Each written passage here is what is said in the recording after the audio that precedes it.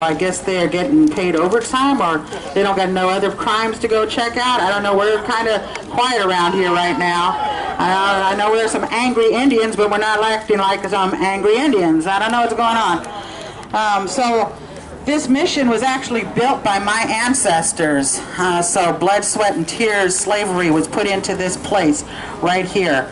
The last time we came up here, I don't know how many of you were with me. I know that so many familiar faces, so many friends, so many of our life paths have crossed over the last 20 years because of the work that we've done together around the recognition of our ancestral burial grounds, the shell mounds here in the Bay Area, is where I met a lot of you guys, and you suffered with us as we walked to those different places, those shell mounds, and I am thankful for that journey of helping me out with doing that kind of work, with helping our ancestors out, with helping my children and my grandchildren out with that, for us to remember who we were as human beings as well. But the last time we came up here, I know that Luther was playing bumps here. That's what we call this little box here. And we put some stuff here. And then there was this neophyte, right? I think that's what they called them, the people that were with the, after they had been converted to Catholicism, that they were the ones that ran after the Indians that weren't up for that, right? So there's a little neophyte about my height that works in this place right here, and unfortunately he's also a relation of mine's back somewhere, right?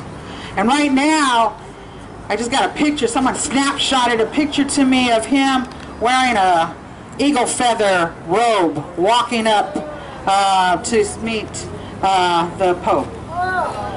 So on all kinds of different levels, that's a sick thing, right? All kinds of different levels, that's a sick thing. For me, it's been difficult to understand how somebody can embrace their colonization as much as this neophyte has done. You know, yesterday I was asked to come out to do an interview with CBS and all the way from Washington, D.C., he had the power to not allow us to actually go inside of my own mission. And so for me, I think that that's little guy, he's been the voice of Catholic indigenous people in California for way too long. He has been the voice that says that that California Indians are all for the colonization, for colonization, right? But for Sarah being canonized.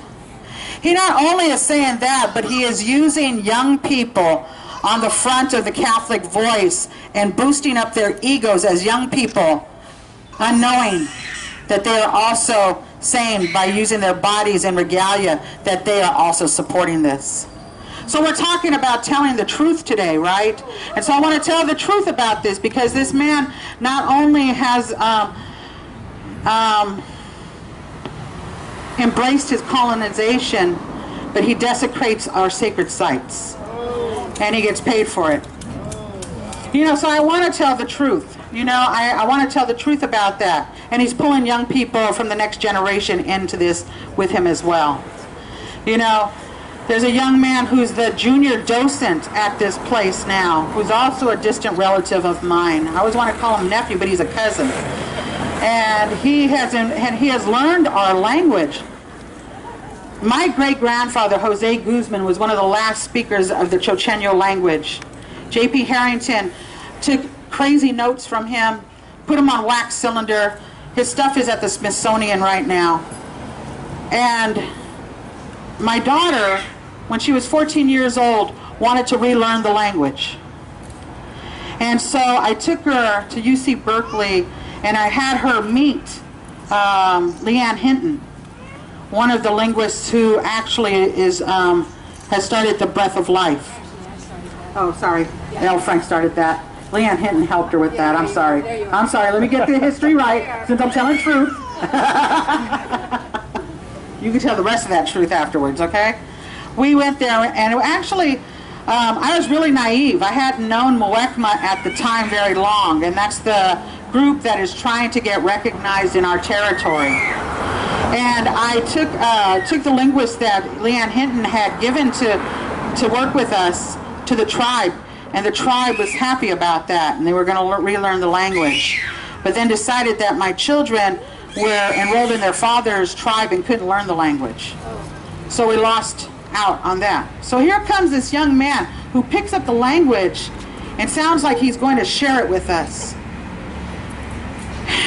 And unfortunately, what he does is something that's really hurtful to me today. He took that beautiful language that should be shared with the people that own that language, but instead of sharing it with us, he took that language and he translated it into a Catholic document and set it in front of the Pope today. So for me, there's things that are going on that are much deeper that we are looking at. So we have to think about what are these pains that we have to deal with, right?